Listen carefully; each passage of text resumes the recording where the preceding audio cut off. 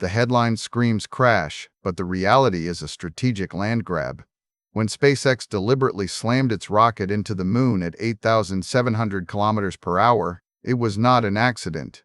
It was a calculated assertion of United States operational dominance in cislunar space.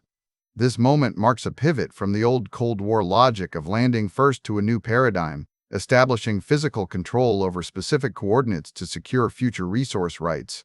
For decades, we viewed lunar exploration as a contest of human curiosity and technological heroics. We thought the goal was simply to be the nation that touched down on the surface before anyone else.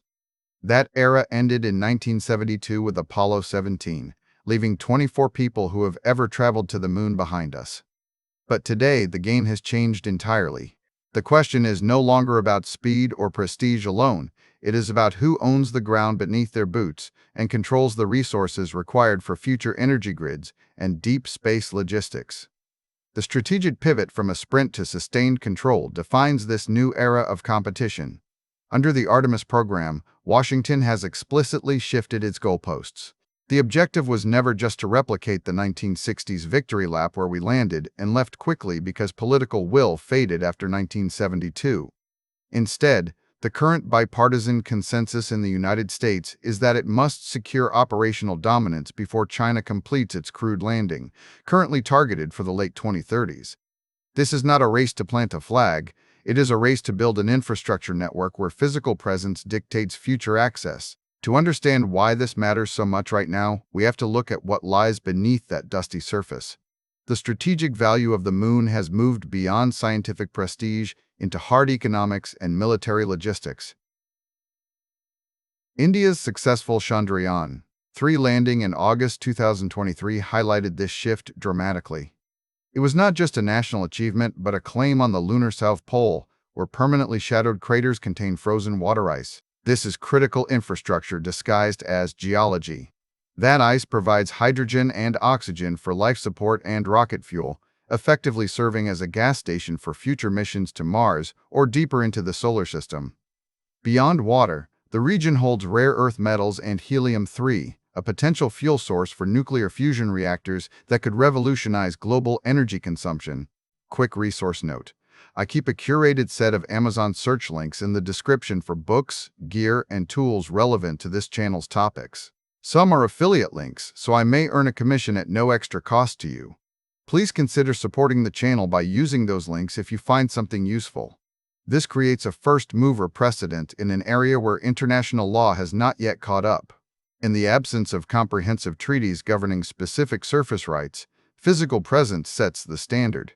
By establishing operations or controlled impacts at key coordinates like the South Pole, states create a de facto claim similar to historical colonial practices from centuries past. The entity that establishes control first dictates the terms for future extraction and usage.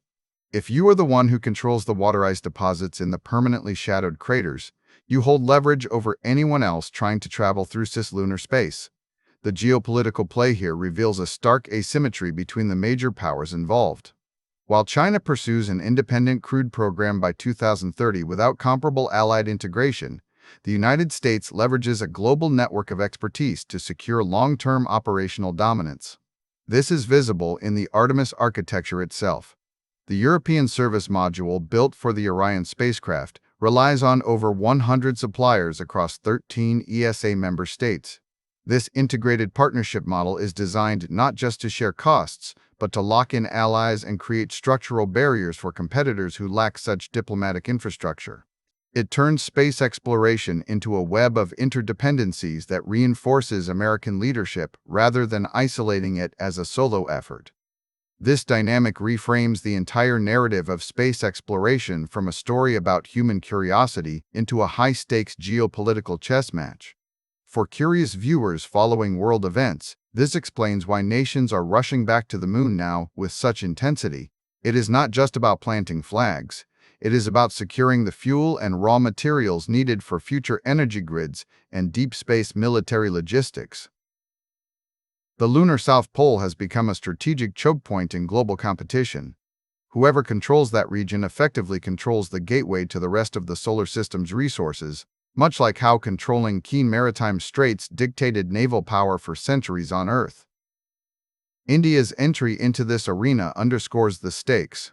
As the fourth nation to successfully land on the Moon and the first at the specific strategic location of the lunar South Pole, New Delhi has signaled its intent to play a major role in the coming resource economy. The projected size of India's space economy by 2040 is $100 billion, driven largely by these commercial applications rather than pure state prestige.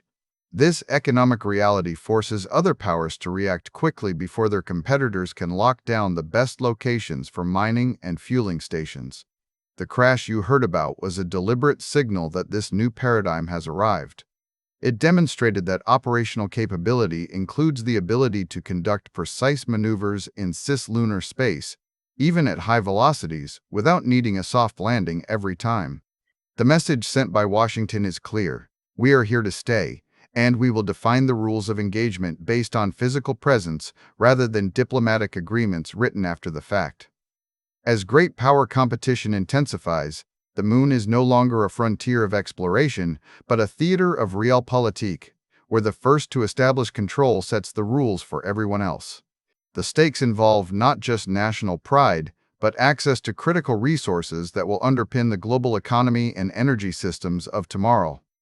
Understanding this shift from landing first to controlling the surface allows us to see every impact, every landing site designation, and every orbital maneuver as a calculated move in a long-term game of strategic dominance that extends far beyond our atmosphere.